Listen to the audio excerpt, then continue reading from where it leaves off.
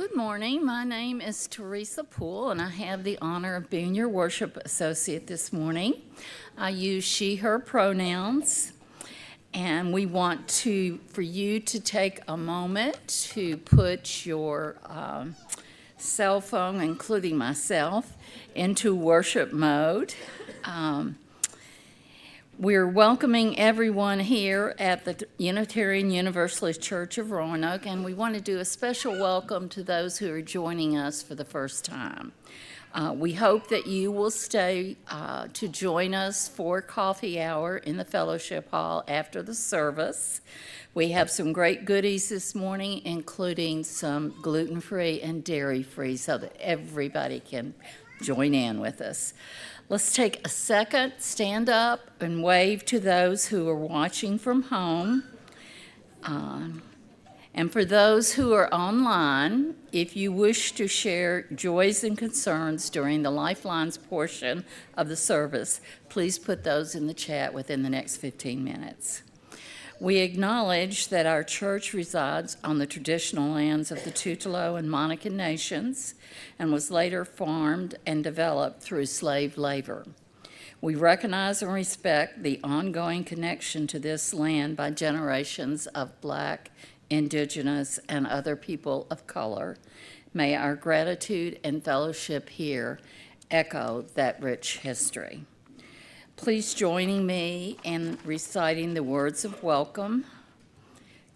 Whoever you are, whomever you love, however you express your identity, whatever your situation in life, whatever your experience of the holy, as you come seeking love, your presence here is a gift. Whether you are filled with sadness or overflowing with joy, needing to be alone with yourself, or eager to engage with others, all who welcome all are welcome here.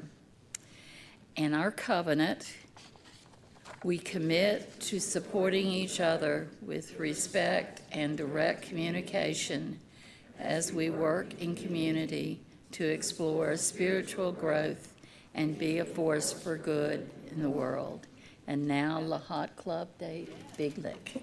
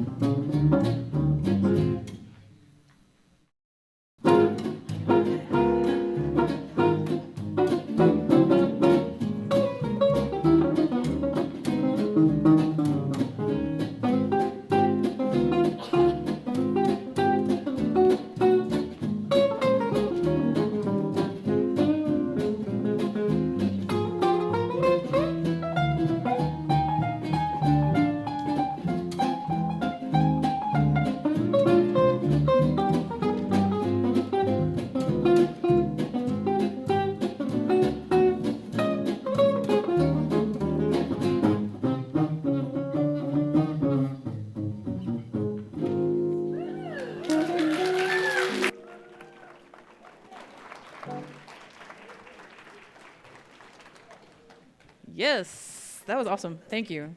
Glad to welcome y'all here. I think they've played here before, so y'all may have heard them before, but this is my first time, so that was great. Thank you. Good morning. I am the Reverend Jen Raffensperger. My pronouns are she, her, hers, and I am honored to serve as the minister of the Unitarian Universalist Church of Roanoke. So I'm glad you're all here this morning and online on this beautiful sunny Sunday morning, this late February day. We have a special service today that I'll get into more later, but this topic came to me from Cindy Lawler, who won a sermon topic raffle at the auction in the fall. And it's been a joy to work with her for this service. I ran this past her, but our opening words this morning are called An Invitation to Brave Space by Mickey Scott Bay Jones, based on an original work by Beth Strano.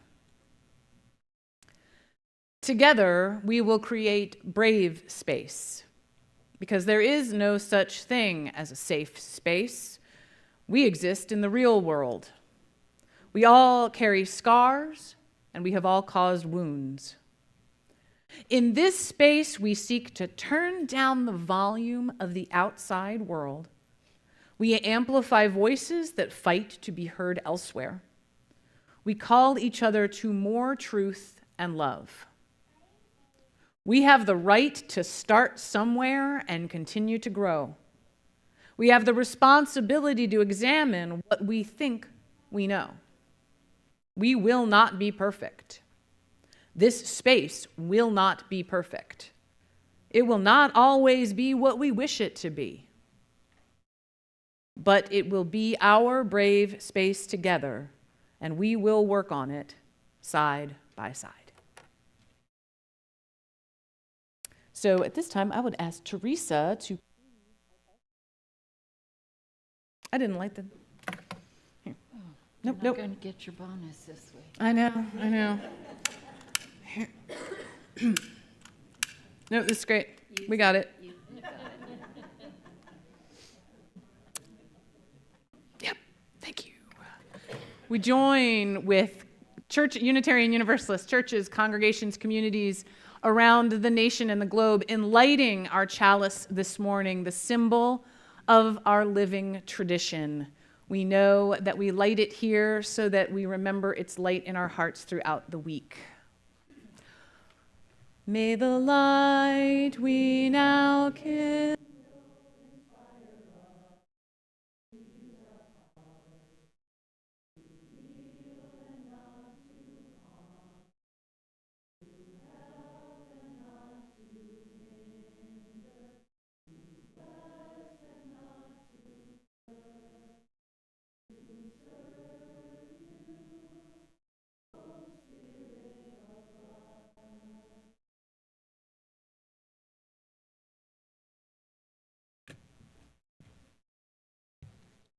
Hello, my name is Jessie, and I am the Director of Lifespan Faith Development here at UUCR. I use they, them pronouns, and now is the time that some of you have been anticipating, because I see you sitting on the edge of your seat. Come on up if you are young at heart, want to have a little fun with us this morning.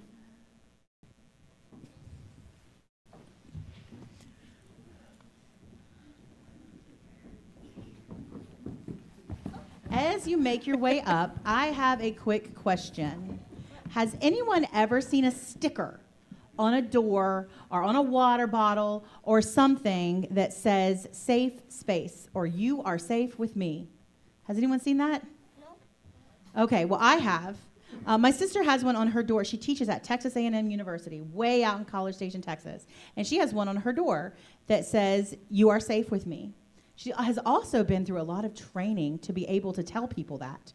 But that's on the university side of things. What do you guys think a safe space might be? Thanks for ringing the bell. What you got? Your house. My living room. Your living room. Why are those safe spaces? Because it's got my video game. It's got your video games in it? Yes. Is that what you're going to say, Maris? Okay. Why is that a safe space for you?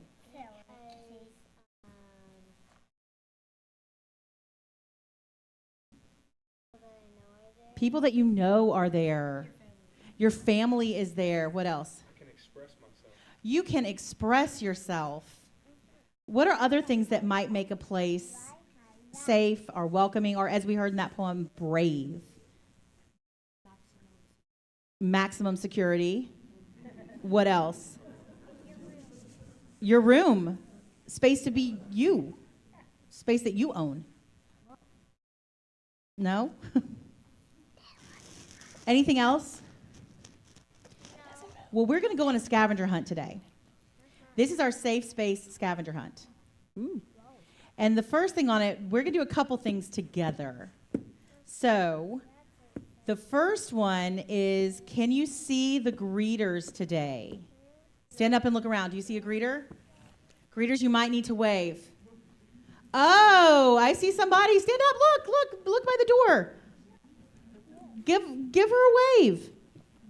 Greeters are here to make sure that everyone feels safe and welcome when they walk in. When you got here today, did you feel safe and welcome? Yeah? All right, now we had to find something with a rainbow on it.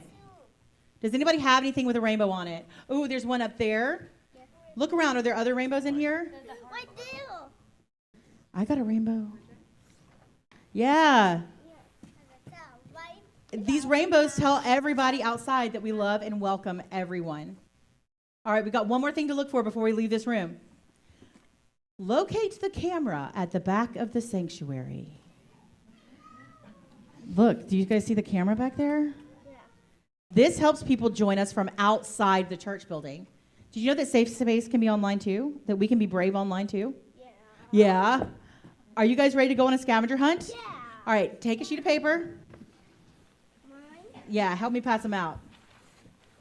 Go for it. Who needs one? And I'm going to take a couple extra. And if you want to do the scavenger hunt, there's extras up here. I'm going to grab our markers, and we are going to meet in the lobby. Let's go. Go now in peace, go now in peace. May the light of love surround you everywhere, everywhere you may go.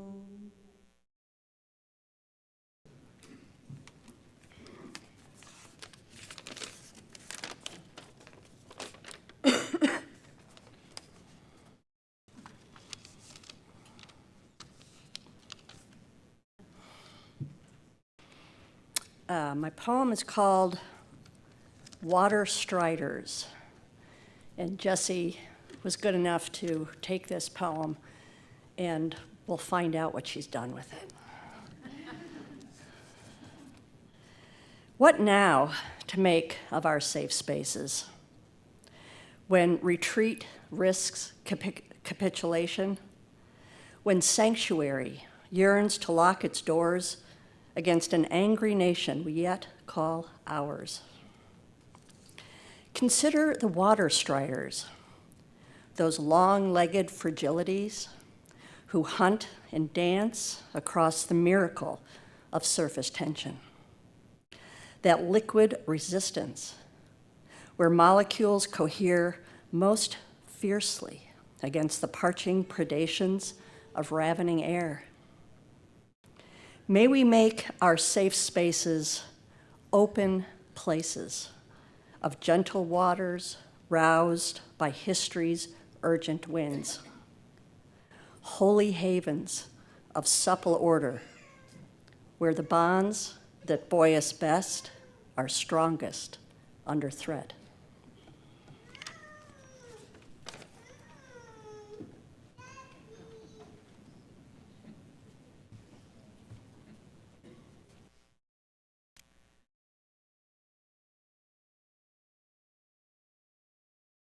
May we make our safe spaces open places of gentle waters roused by history's urgent winds, holy havens of supple order where the bonds that buoy us best are strongest under threat. Wow. Thank you, Cindy. Let's for Cindy's poem. Thank you. So This poem was written expressly for this service. This was an idea that was in Cindy's head, so when it was time to pick a sermon topic, she was like, I'm working on a poem about it. And I was like, please read it. So I know that we have a wealth of talented poets and artists in this congregation, but I also do want to be clear that if you do decide to take a chance on a sermon topic raffle at the next auction, you are not obligated to create the sacred text for the day. You're welcome to. You are not obligated to. When we were first corresponding about today's service, Cindy wrote this to me in an email. Quote, "But I've also wondered whether at this critical time in our nation's history, such spaces, especially religious spaces, must also allow for another quality of safety, something like active equilibrium or creative tension or holy grounding. I don't find spiritual questions safe, but I do find spiritual questions grounding. Spiritual questions aren't comforting, but when I can hold them in a kind of creative tension with the way the temporal world really is, I do find a strengthening place." So there's a common quote that seems to have arisen in journalistic circles, although when I started trying to research the origin of this quote, there were so many internet rabbit holes to fall down that I kind of was like, okay. I'm sure this is going to sound familiar. This is idea that we should comfort the afflicted and afflict the comfortable. I thought it was a Martin Luther King quote, and it looks like it was a quote from a journal, and we don't know, but whether it's coming from a newspaper or a pulpit, it kind of comes to the same thing. Guaranteeing safety is not the same as guaranteeing comfort. In fact, a wise person that I used to work with once said, "We make a place to get comfortable with being uncomfortable, to strengthen ourselves for work in the world." It is in times of challenge that we may feel this most tested, when we may feel our resolve slipping, when we may not feel as though there is a safe space for us. But are we mistaking comfort for safety?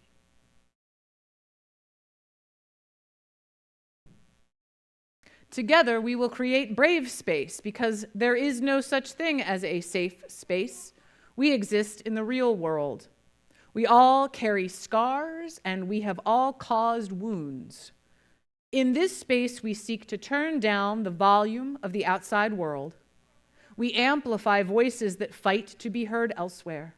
We call each other to more truth and love. We have the right to start somewhere and continue to grow. We have the responsibility to examine what we think we know. We will not be perfect. This space will not be perfect.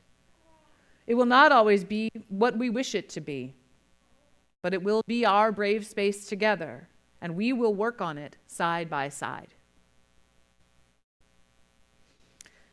So there is a lesson beyond the words themselves in this morning's opening, An Invitation to Brave Space by Mickey Scott Bay Jones, based on an original work by Beth Strano. When I shared this reading with Cindy, she did give me an enthusiastic yes for using it as the opening words. But there is a story here as well. So this poem actually got pretty famous, viral on the internet for a while. And at first, Mickey Scott Bay Jones did not at first credit Beth Strano for these words, which are so significantly similar to Strano's original work that if you see them both, it is obvious that one borrows heavily from the other. And borrows heavily is another way of saying stealing or plagiarism. As so many conflicts do in today's world, this story, at least at the beginning, unfolded principally online. Jones, a Black queer organizer and at the time a leader in the Faith Matters network, had seen the poem, which is not given a title, by Strano, in a photo online. It caught her imagination, but the photo that she happened to see didn't have attribution. So over the years, she added a few lines and lightly edited a few others. And when she was first using this poem, she did attribute it to an unknown poet, but eventually she dropped that line when she was sharing that and essentially claimed it as her own work. When Beth Strano, a white woman who is the executive director of the Borderlands Initiative supporting migrants and asylum seekers, learned about it, she brought it up online. That's where she saw it, that's where she brought it up, and she tagged the Faith Matters Network. This was all around 2017, 2018.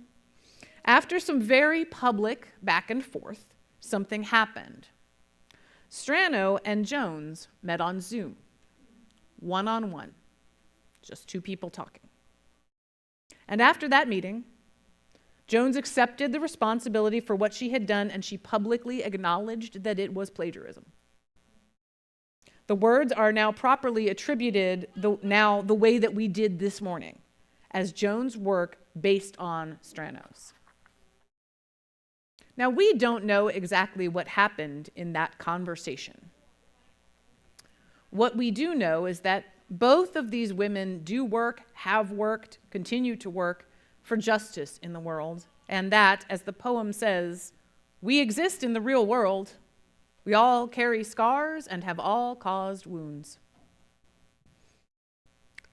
Jones and Strano agreed to enter a brave space together. I am sure that that conversation was not comfortable, but I suspect that it was deeply grounding. And when we are grounded, we may not always feel comfortable, but we can learn about ourselves the ways in which we do still feel safe. A challenge or a conflict does not have to be an entirely negative thing. Challenge and conflict can be generative if people engage with it openly and wholeheartedly and vulnerably. Now, as a side note to vulnerability, there's a reason that I described the identity both of Mickey Scott Bay Jones and of Beth Strano, because in times of conflict and of struggle, if we seek empathy and understanding for those that we are struggling with, it does help us to understand our own identity and social location alongside the identity and social location of the other party. Now, it can feel rude to constantly make note of these facts, but there are deep differences that inform, say, a person who came from an upper middle class background and shape them in a profoundly different way than a person might be shaped who is from a background of poverty. It does not make either person more or less worthy, but it addresses and includes the wholeness of who they are. What now to make of our safe spaces when retreat risks capitulation, when sanctuary yearns to lock its doors against an angry nation we yet call ours?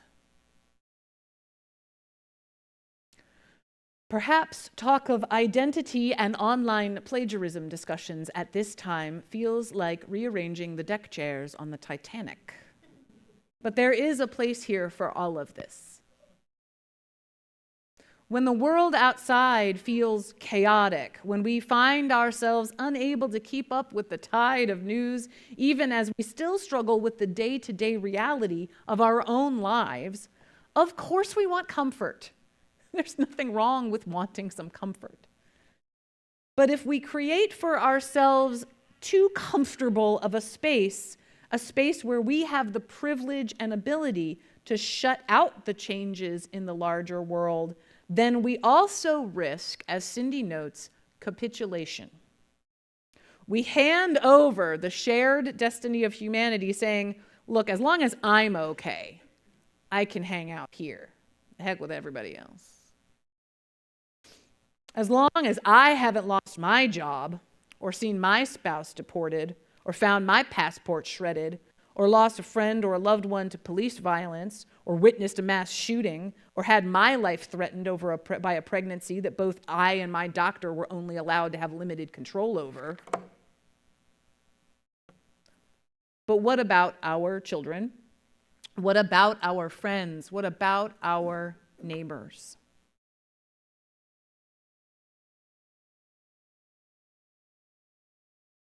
First, they came for the communists, and I did not speak out because I was not a communist. Then they came for the socialists, and I did not speak out because I was not a socialist. Then they came for the trade unionists, and I did not speak out because I was not a trade unionist. Then they came for the Jews, and I did not speak out because I was not a Jew. Then they came for me, and there was no one left to speak out for me.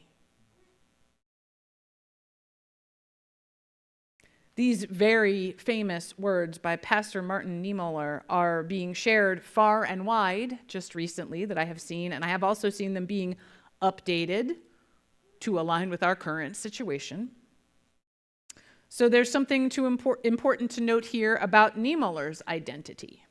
He was originally an anti-Semitic Nazi supporter, but his views changed when he was imprisoned in a concentration camp for speaking out against Nazi control of churches. A fortunate survivor of those camps, Niemöller then went on to preach and to speak publicly to exhort the German people to take responsibility for the Nazi atrocities. He publicly acknowledged his own wrongdoings and failings, saying that he should have been one of those voices himself, that he failed to speak out when he saw what was happening to others. We know that things are changing fast, and that our church building is literally not allowed to be the kind of sanctuary it was for many years. And pastors around the country, believe me, we are struggling to keep up with changes in laws. I want to keep us safe. I want my migrant neighbors and trans neighbors and black neighbors and queer neighbors to be safe. And that is not a state. Safety is not a state solely gifted by law. It is gifted by ourselves to ourselves. We keep us safe. We let our loving hearts speak up bravely, shakingly, when we see harm done. May we make our safe spaces open places of gentle waters roused by history's urgent winds, holy havens of supple order where the bonds that buoy us best are strongest under threat. Like the surface tension that allows the water strider to walk in a place usually so inhospitable to that activity, we must keep a creative, grounding tension here in our faith community at all times, but especially at times like these. So I remind you that there is a very common human reaction to tragedy: coming together. On September 11th, 2001, I was working in Alexandria, just about 2 miles from the Pentagon. My work at a large telecommunications company was determined not to be so critical as to require my continued presence, so I was sent home early because only necessary personnel stayed. I was never so grateful in my life to be unnecessary. And on the metro ride home, I found the strangest thing. Trains more crowded than I had ever seen them, and also more silent. None of us were exactly sure how to be with each other, so we all wordlessly defaulted to gentle. Yet those of us who lived through those times together remember all too well that those first shocked and shockingly quiet moments were then followed by hate, anger, and derision. Hate crimes against Muslims, against anyone who might be thought to be Muslim, meaning anyone with a certain skin color or mode of dress, increased sharply. We exist in the real world. We all have scars and have all caused harm. The same people who were so gentle one day might not have spoken up against an act of aggression or violence the next. The brave safety that Beth Strano, that Mickey Scott Bay Jones, that Cindy Lawler are calling us to is the kind where we feel that we do have the strength to be the ones to speak. And if we cannot do that, it is not possible for everyone at every time to do it. We must also consider our own safety. You must make your own decision about the risks you are willing to take. But if we can't speak, we can offer support to those who do. We can offer support to those who need it. We can offer a meal. We can offer meeting space. We can offer equipment. We can offer our copy machine to make zines. We can offer the ability to help repair a tent, to paint a sign, to plant a garden, to feed not just ourselves, but this whole hurting world. History's urgent winds are calling us to be holy havens of supple order, not rigid. Not pretending that we know everything or have every answer. Supple, strong, responsive, resilient, safe, brave. So may we be.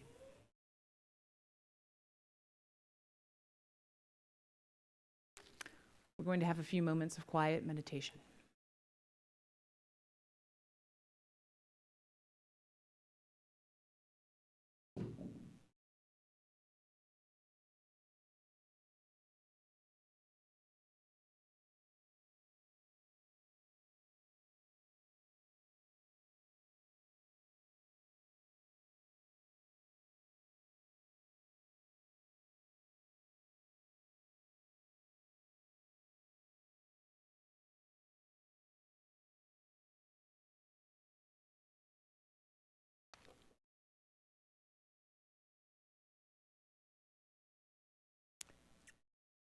Thank you. So now we have arrived at that time in our service where we invite you into generosity. The work of this congregation depends on many things: your time, your talent, and yes, your treasure. So if you wish to support the work that we do and are trying to do in the world, we welcome your generosity at this time. The ushers will now gratefully collect the offering.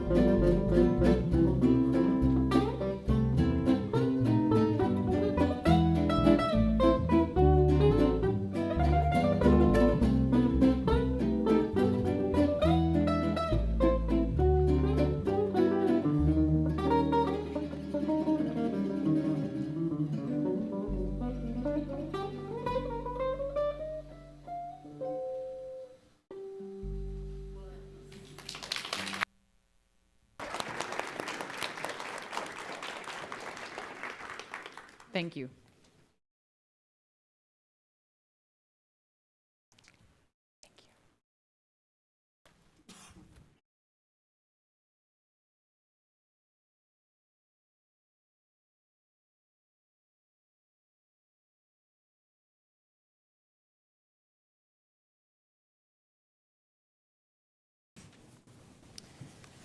Good morning. I'm Jane Harrison from the Caring Committee, and we have a number of duties that we do, but one of them is to share the joys and the concerns of this congregation on Sunday mornings. If you have a joy or a concern that you wish to share, you can write it in the Lifelines book, which we keep on the altar, or you can let somebody from the Caring Committee know or let the church office know. We have a number of joys and we have a number of concerns. First of all, Celeste Lee's mother died approximately a week ago, so we need to keep her in our thoughts. Lowell Inhorn's father passed away 8 days after his mother. He was expecting this. He and his family have already made plans, and one of the things they're going to do is have a memorial service this spring, probably in Wisconsin, at the church where his parents were married 70 years ago. And finally, James, and I'm sorry I don't know James' last name. James turned 1 recently on the 13th, and he has had recent palate surgery, and according to his mother, he's ready for everything. That's a 1-year-old, so you better be prepared. Okay. For joys and concerns in your heart, please come forward using both sides of the altar at this time. Thank you. Okay, I'll go here. I don't care. Ring around the rosy.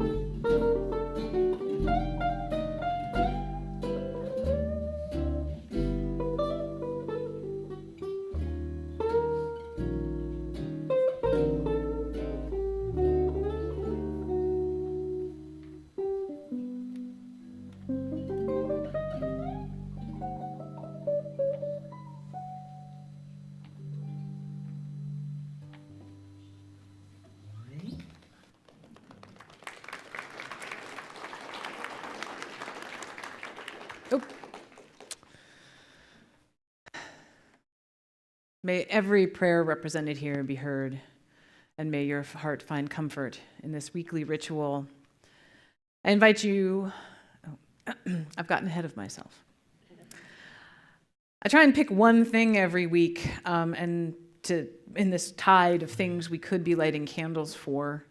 So I'm going to light it for Cindy in particular and poets everywhere. Poets help me so much. Poetry helps me so much. Heck, art and artists.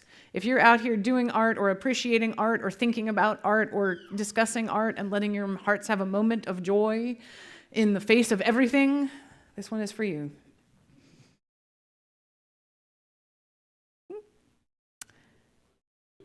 And as we do every week, I will light this last candle for everyone who is joining us online, who is not present to light one in person. Your thoughts are with us.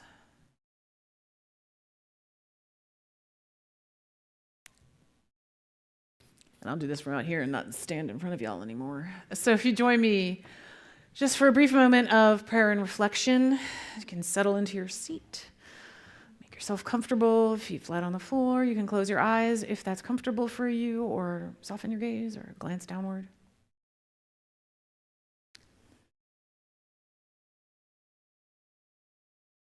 Empathetic spirit of hope and safety. The kind of safety that knows that even if we have to have a hard conversation or make a hard decision, that we will still find support, that we will be able to speak the truth of our hearts even in challenging places. There are times that call us to be braver than we feel like we're ready to be. And we can't be as ready in each moment as we are in some. Cultivate those some moments. Get yourself grounded. Feel that holy tension between your feet and that watery surface that we know is holding us despite every appearance. That is an act of faith, whether it is faith in spirit, faith in community, faith in trying again when we get it wrong. May you find grounding and safety in that space. So may it be.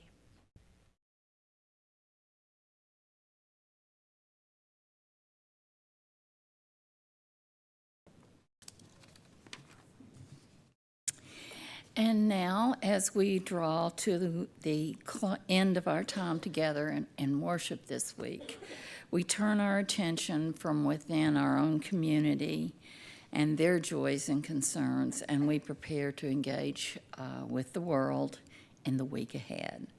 We'll begin a few announcements. Popcorn Theology is this Thursday, February 27th. It will be in the Olin Room at 6 p.m. Together, we will watch Summer of the Soul. It's a highly regarded musical documentary about the 1969 Harlem Cultural Festival. And then there will be discussion after that related to our UU shared values. And speaking of Thursday nights, on Thursday, March 6th, our Rev Gen will begin a 7-week exploration of the Christian and Lenten themes in Midnight Mass.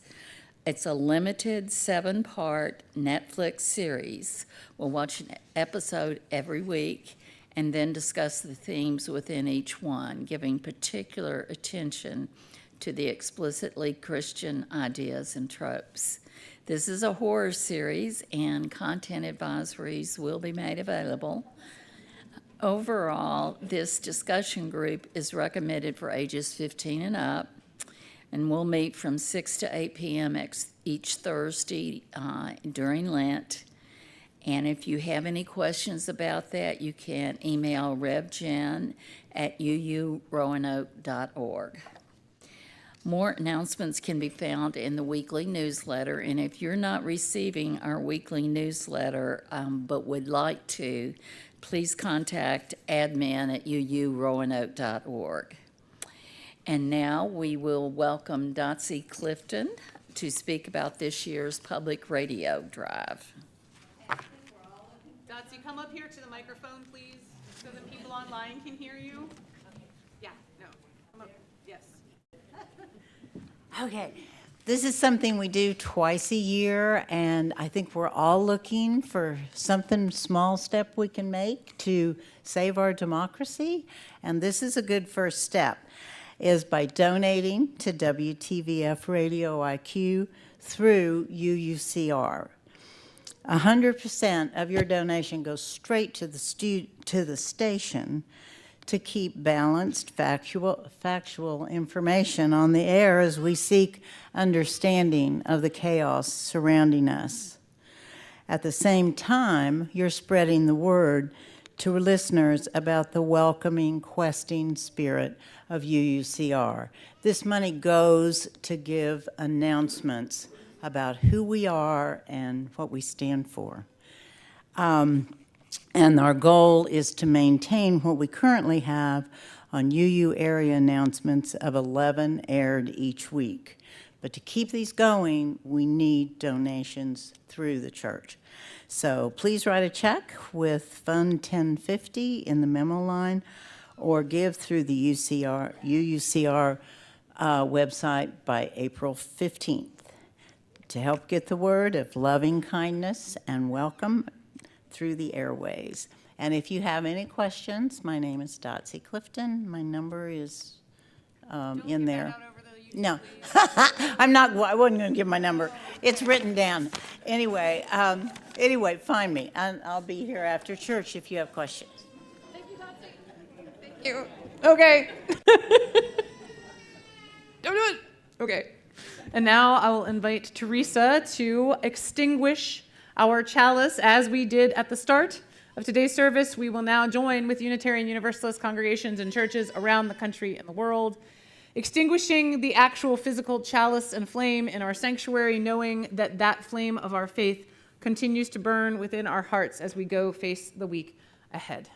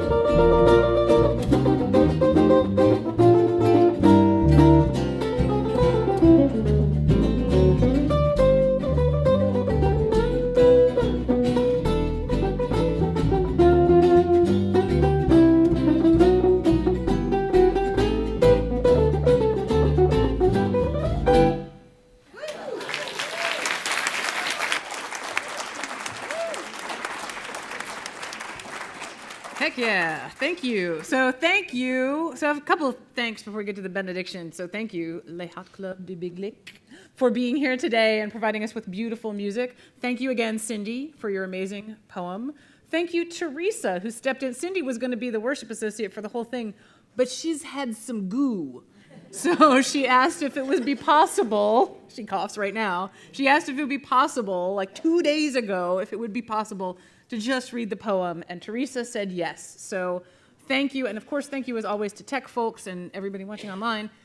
There's a lot of things that go together to make worship happen, and I like to appreciate when that goes so beautifully as it did today. It always is beautiful, in different ways. But now, for our weekly benediction, what else can we say but to go and create and cultivate that brave and safe space in your heart where you become comfortable enough with the idea of discomfort. So may it be.